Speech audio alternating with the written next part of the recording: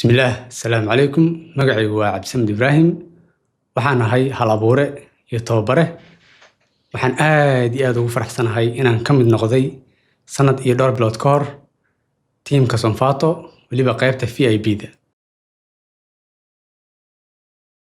ka hor intaan ku soo biirin barnaamijka VIP-da laba shay ugu weynaa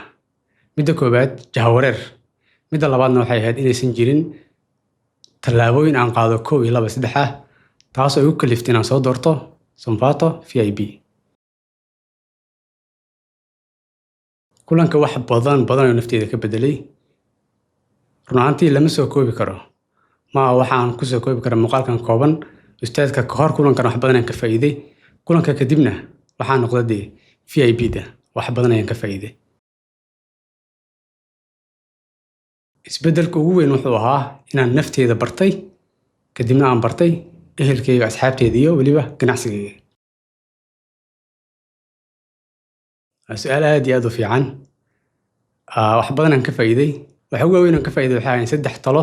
oo ilaa hadda aan isticmaalo midda koobaad waxay ahayd mar kastaba kun walo oo isticmaal inta ku soo gashay in ka yar haddii business aad leedahay ama aad entrepreneur tahay haddii bil kastaba aad inta ku soo gashay in ka badan isticmaasho already khasaaro ku sugan tahay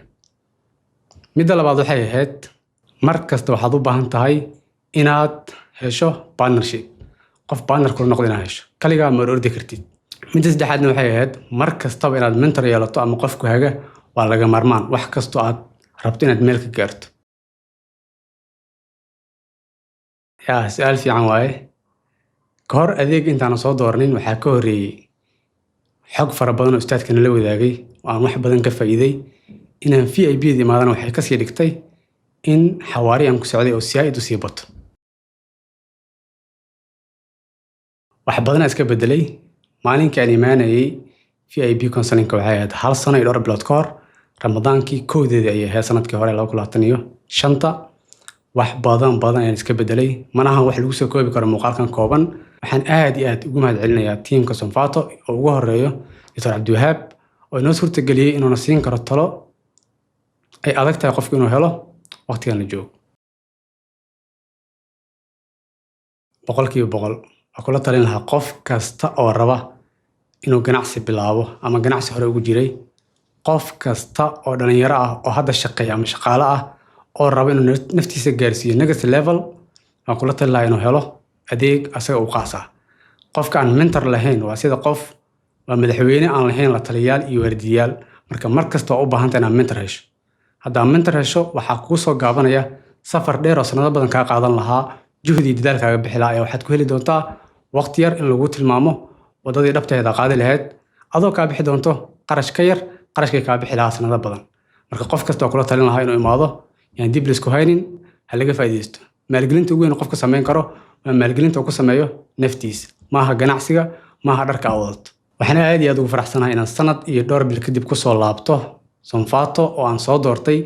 in Ustaad Cabdiwahaab oo la talin qaas ii sameeyo dabcan kuma imaanin la talinta inaan soo doonto dabcan kuma imaanin inaan la talin u soo doonto halkan hal go'aan oo iska dhacay waxay ku imaatay xog fara badan wax badan aan ka faa'iiday taasoo saldhig u ahayd markii ugu horeysaba inaan bilaabo safarkayga safarka markaan bilaabay qofkii safarka inaan bilaabo dhiirigelintiisa qayb weyn ka ahaa inaan u imaado aan ka shidaal qaato waxay ahayd wax ka sii badan wixii aan filinayay waan rajeynayaa insha Allah tacaala inaan joogteyn doono la talinta qaaska ah mar kastaba waxa laga yaabaa qofka marka uu rabo inuu meel sare gaaro ama wax haminayo dadka kugu hareeraysan asxaabtaada iyo ehelkaaga iyo familkaaga waxay u badan tahay inaysan rabin inay ku niyad jabiyaan inay ku dhahaan waa fiican tahay waxaa samayn kartaa laakiin hadday dhabkaaga go'an tahay waxaad u baahan tahay qof ku dhihi kara waad qaldan tahay waxaana kaa qaldan waxaana kaa saxan aad u baahan tahay si aad u heshana qofkaas meel kasta ma joogo waa inaad lugaha ku raadisaa waa inaad adiga doonataa waa inaad lacag ku bixisaa marka inaad lacag ku bixiso in lagu dhaho waa qaldan tahay maaha wax qof kastaba u sahlan wax u baahan dhiiranaan iyo geesinimo laakiin miraheeda aad guran doonto hadduu Ilaahay yiraahdo aad ayaan ugu faraxsanahay mar labaad السلام عليكم ورحمة الله وبركاته نقو برافو